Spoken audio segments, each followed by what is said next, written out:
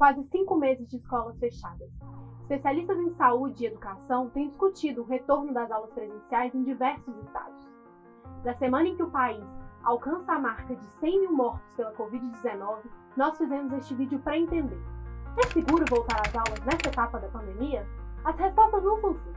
Para especialistas, além de definir protocolos de higiene, distanciamento e readequação nas unidades de ensino, é imprescindível olhar para os números. Manaus foi a primeira capital do país a iniciar esse movimento de retorno às salas de aula. Em 6 de julho, as escolas particulares do estado retomaram ao ensino presencial. Nós temos realmente 3 situações diferentes, né? As escolas particulares, que são, dentre os 3 setores, o menor. Depois, as escolas estaduais, que é onde está a decisão também do governo estadual com data já prevista. E o grande e terceiro maior setor, que são as escolas municipais, estes sem datas. O que nós temos feito para, vamos dizer assim, balizar as nossas análises em relação a essas datas, a segurança dessas datas de flexibilização das medidas de restrição e isolamento social, é um modelo matemático que é baseado numa curva de crescimento do número de casos e número de mortes.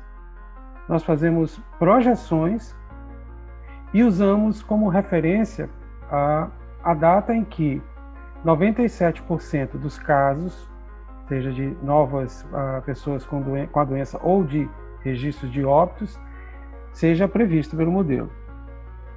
Acontece que esse modelo ele tem que ser analisado diariamente, porque ele não é um modelo que possa se considerar perfeito, ou seja, a sua previsão precisa ser ajustada.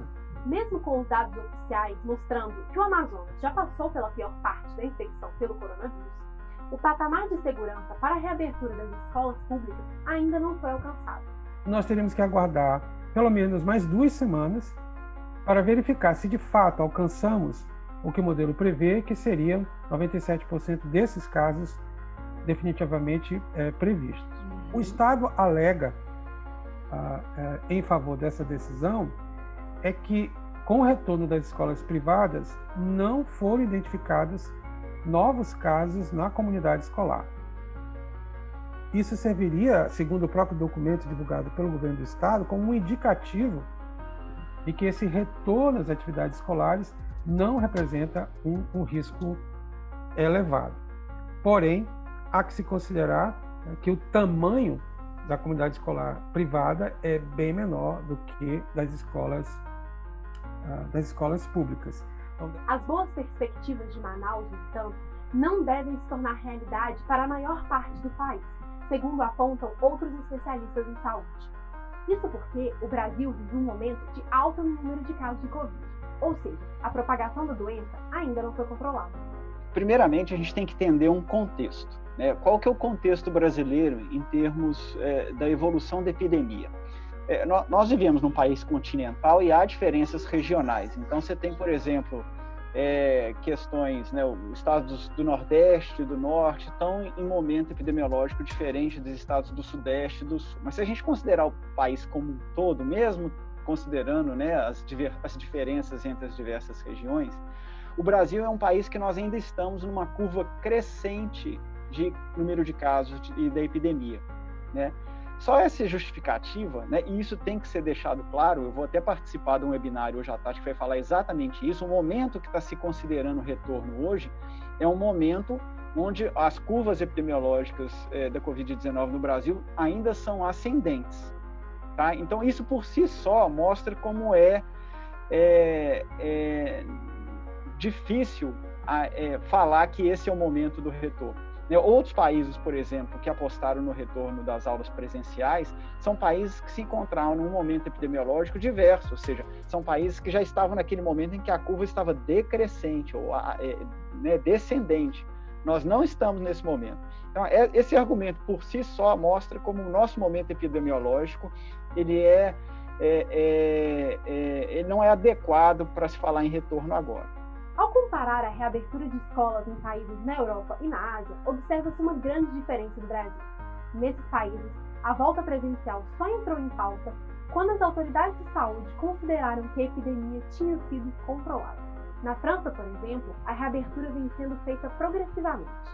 O Ministério da Saúde francês criou um calendário com datas diferentes de acordo com a idade dos alunos. Para a faculdade, foi decidido que só voltaria no outro ano letivo, ou seja, em setembro. Vale lembrar que, pelo calendário estudantil europeu, as férias de verão foram iniciadas em julho e só retornarão em setembro. Portanto, houve pouco tempo de aulas presenciais antes do recesso. Então, a referência se forem outros países, outras regiões que consideraram que a situação segura é diferente do que nós temos feito aqui. 97% dos casos previstos, mas sim, um período longo de 0 registros, essa situação ainda não é o que se observa em Manaus. É fato que, semana após semana, essa velocidade de óbitos tem continuado a cair, mas ainda nós não registramos uma sequência longa de dias sem novas mortes. Usando talvez o critério mais rígido, mais rigoroso, do ponto de vista da comparação internacional, então, muito provavelmente, se essa fosse a situação desses outros países, a decisão dos governos seria um não retorno às aulas. O governo de Minas ainda não definiu datas, mas garantiu o retorno das aulas presenciais ainda este ano. Considerando o momento epidemiológico atual em quase todos os municípios, a ciência não segue as mesmas previsões. Sim, eu acho que não há opção. A não ser em pequenas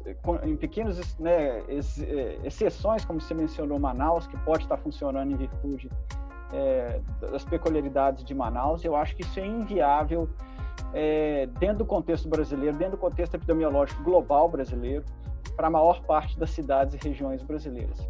Mesmo contemplando o fato de que uma ou outra cidade, uma ou outra região possa ter uma situação diferente, no contexto global, nós não consideramos mais a possibilidade de retorno presencial em 2020.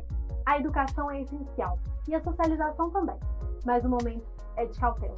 A disciplina mais importante agora é preservar vidas.